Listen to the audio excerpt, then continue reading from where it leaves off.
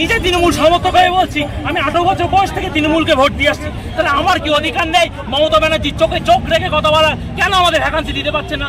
গৌতম পাল বাবু সামনাসামনি বলে দিয়েছেন আজকে ওপর থেকে যদি সিগন্যাল আসে আমরা কালকে নিয়োগ দেবো, কালকে আমরা নিয়োগ করব। তাহলে গৌতম পাল বাবু তাহলে মমতা ব্যানার্জির দিকে আঙুল তুলে দিয়েছেন, তাহলে খেলা হবে আপনার সাথে মমতা ব্যানার্জি। নিয়োগ দিন, স্বচ্ছভাবে নিয়োগ দিন, আমরা চাকরি করব। এই যে আওয়াজ আজকে দেখছেন, এই যে এত মানুষের জনগণের আওয়াজ দেখছেন, এই আওয়াজ নয়, এই বেকারত্বের কান্না, এই বেকারত্বের কান্না, এই শিক্ষার কান্না।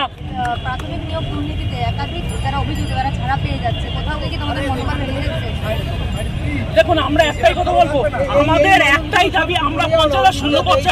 পেছনে কি হয়েছে সেটা আমাদের বিশিষ্ট বিবেচ্য বিষয় না, কিন্তু হ্যাঁ একজন সমাজকর্মী হিসাবে, একজন নাগরিক হিসাবে আমরা বলতে পারি যে কোনো পদস্থ কর্মীতে নিয়োগে দুর্নীতি বরদাস্ত করব না, নিয়োগে দুর্নীতি বরদাস্ত করব না।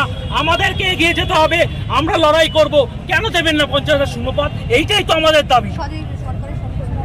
একদম পুরোপুরি বলতে পারি সরকারের সদিচ্ছা অভাব, কিন্তু আবার এই সরকারি চাকরি দিতে পারে এটাও বিশ্বাস করি। কারণ 2014 সালে এক যোগে 42,000 নিয়োগ করেছিল এই সরকার, দেখিয়ে দিয়েছিল এই সরকার। তাহলে আবার 26-এ ভোট আসছে, 26-এ ভোট আসছে, এই 26-এ ভোটের আগে নিয়োগ করে দেখান, নয়তো কিন্তু সরকার থাকবে না।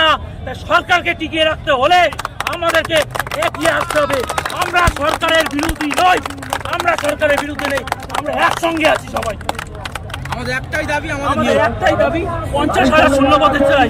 আমাদের সাথে বিদেশটা আছে, আমাদেরকে এগিয়ে নিয়ে আছে। আমার নাম অনেক সার্বিক, আমি উত্তর চব্বিশ পরগনা স্বরূপনগর থেকে আসছি, আমি একজন ভাইস স্টেট প্রেসিডেন্ট।